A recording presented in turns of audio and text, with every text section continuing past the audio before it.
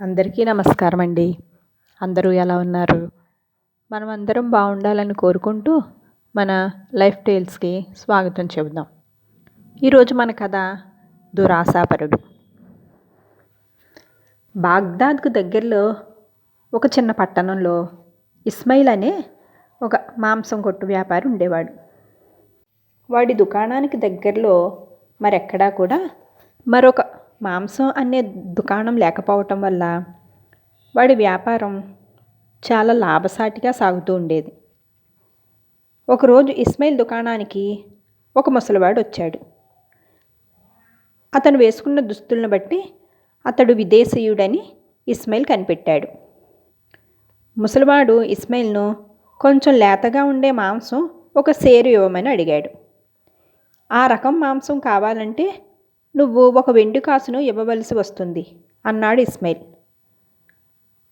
ఆ ముసలివాడు కొంచెం తటపటాయించి, సేరు మాంసం ఖరీదు ఒక వెండి కాసా?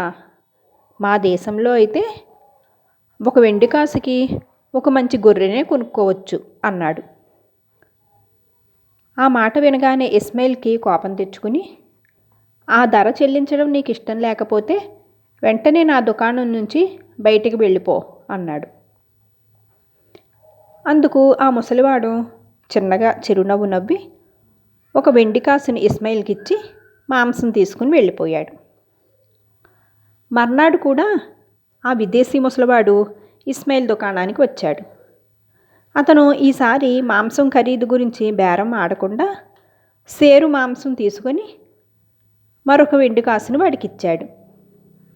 అయితే ఇస్మాయిల్ దాన్ని ముసలివాడికి ఇస్తూ, ఇవాళ మాంసం ధర పెరిగింది, సేరు మాంసం కావాలంటే 2 వెండి కాసులు ఇవ్వాలి అన్నాడు. ముసలివాడు నిన్నటిలాగే చిన్నగా చిరునవ్వు నవ్వి వాడికి 2 వెండి కాసులు ఇచ్చి మాంసం తీసుకుని వెళ్ళిపోయాడు. కానీ ఆ రాత్రి ముసలివాడిచ్చి వెళ్ళిపోయిన 3 వెండి కాసులు కూడా 3 కొయ్య ముక్కలుగా మారిపోయాయి. ఆ మరుసటి రోజు ముసలివాడు రాగానే ఇస్మాయిల్ వాడి మెడ గట్టిగా పట్టుకొని, ఒరేయ్ ముసలిపీనుగా, నీకెంత ధైర్యం, నన్నే మోసం చేస్తావా అంటూ కోపంతో నిలువెల్లా ఊగిపోయాడు. ముసలివాడు ఆ మాటలకు ఏమీ తొణకకుండా, మోసం చేసింది నేను కాదు, నువ్వు అన్నాడు చిరాగ్గా. ఆ జవాబుకు ఇస్మాయిల్ పళ్ళు పటపటా కొరుకుతూ ముసలివాడిని కొట్టబోయాడు. ముసలివాడు రక్షించమంటూ పెద్దగా అరుస్తూ ఉన్నాడు. ఆ అరుపులు విని బజారును పోతున్న వాళ్ళు అక్కడికి వచ్చారు. ఈ మోసకారి 2 రోజులుగా నాకు దొంగ నాణాలిచ్చి నా దుకాణంలో మాంసం తీసుకొని వెళ్ళిపోతున్నాడు అని వాళ్ళకు చెప్పాడు ఇస్మాయిల్. అయ్యలారా వినండి, ఇతడిచ్చే మాంసం నాసిరకం మాంసం. వెండి కాసులు ఇచ్చినంత వెర్రివాడిని కాదు నేను. గొర్రె మాంసం పేరుతో ఇతను కుక్క మాంసం అమ్ముతున్నాడని నేను తెలుసుకున్నాను. ఆ సంగతి నలుగురిలో బయట పెడతానన్న భయంతో నన్ను మోసకారి అంటూ మీకు చెబుతున్నాడు అన్నాడు ఆ ముసలివాడు. అక్కడికి చేరిన జనంలో ఒకడు ముసలివాడిని, ఆ సంగతి నువ్వు రుజువు చేసి చెప్పగలవా అని అడిగాడు. రుజువు చేయగలననే నేను అనుకుంటున్నాను అని నమ్మకం అన్నాడు ముసలివాడు. వాళ్లను ఆ దుకాణం వెనుకగా ఉన్న ఆవరణలోకి తీసుకుని వెళ్ళాడు. అక్కడ ఎదురైన దృశ్యం చూసి అక్కడ అందరూ కూడా ఎంతో ఆశ్చర్యపోయారు.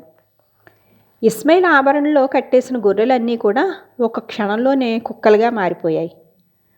అది చూడగానే ఇస్మాయిల్కి మతిపోయినంత పని అయింది.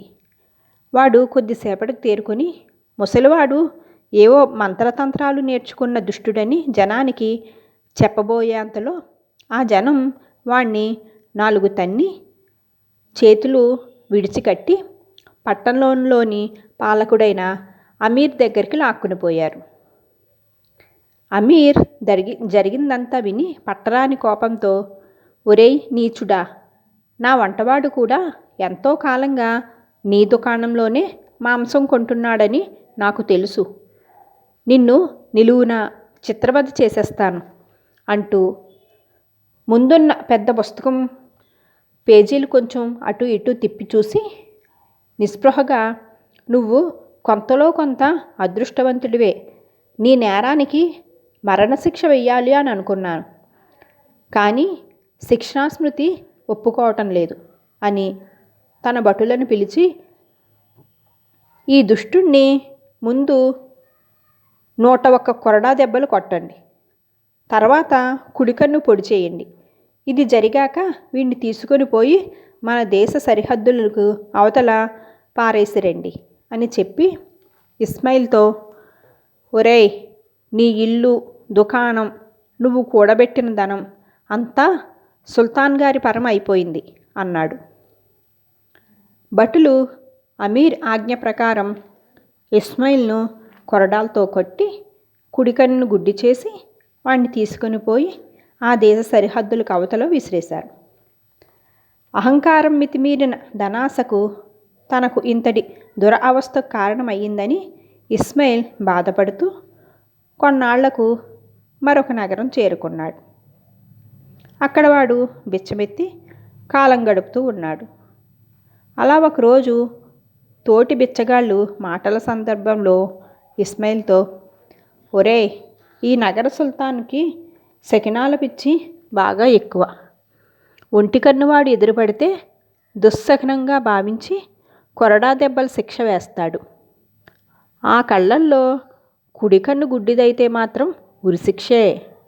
కనుక ఆయన కంట పడకుండా జాగ్రత్తగా ఉండు నువ్వు అని సలహా ఇచ్చారు. అయితే ఒకనాడు ఇస్మాయిల్ బిచ్చం కోసం రాజధాని వీధిలో తిరుగుతూ ఉండగా పెద్ద కోలాహలం బయలుదేరింది. కొందరు గుర్రపు రౌతులు జనాన్ని తప్పుకోమని హెచ్చరిస్తూ దౌడు తీస్తూ ఉన్నారు. ఎవరా అని విచారించగా ఇస్మాయిల్కి ఆ దారి వెంటనే సుల్తాను గారు వస్తున్నట్టుగా తెలిసింది. వాడు బిచ్చగాళ్ల సలహా గుర్తుకు తెచ్చుకొని పరుగున వెళ్ళి ఆ ద్వారం బార్లా తెరిచి ఉన్న ఒక ఇంట్లో ప్రవేశించాడు. వెంటనే కండలు తిరిగిన 3 వస్తాదుల్లాంటి వాళ్ళు వాడి మీద పడి, ఒరేయ్ దొంగ బెదవా, దొరికావా? గత 3 రోజులుగా మేం లేనప్పుడు వంటగదిలోకి చొరపడి అక్కడ దొరికిందంతా తినేసి వెళ్ళిపోతున్నావు, నువ్వే కదా అంటూ చితకబాది వీధిలోకి విసిరేశారు. కొంతసేపటి తర్వాత ఇస్మాయిల్కి స్పృహ వచ్చింది. వాడు ఇక ఆ దేశంలో ఉండటం క్షేమం కాదనుకుని బయలుదేరి మరొక దేశం చేరుకున్నాడు. ఈ లోపల ఇస్మాయిల్ తమ్ముడు తన అన్నకు పట్టిన దుర్గతిని తెలుసుకుని వెతుక్కుంటూ వచ్చి ఇస్మాయిల్ని తన ఇంటికి తీసుకుని వెళ్ళాడు. వాడు తమ్ముడికి తను పడ్డ కష్టాలన్నీ వివరించి చెప్పి, ఒరే తమ్ముడు, నా దురాశే నన్ను ఈ కష్టాల పాలు చేసింది. నువ్వు నాలాగే మాంసం అమ్మి జీవనం గడుపుతావు కదా, నాలాగే బాగా సంపాదించి కూడా ఉంటావు. ఒక్క సంగతి మాత్రం గుర్తుంచుకో, ఎప్పుడో మనసులో గర్వం, అహంకారం లాంటి దుర్లక్షణాలకు చోటివ్వకు. పరాయి దేశాల నుంచి ఇక్కడికి వచ్చేవాళ్ళు మనకు అతిథుల్లాంటి వాళ్ళు. అలాంటి వాళ్ళను మోసం చేసే ప్రయత్నం చెయ్యకు అని సలహా ఇచ్చాడు. కథ సుఖాంతం. Thank you for watching guys. Friends, మన కథని లైక్ చేసి కామెంట్ చేయండి. మీకు సలహాలు సూచనలు ఉంటే కామెంట్లో తెలియచేయండి. Thank you.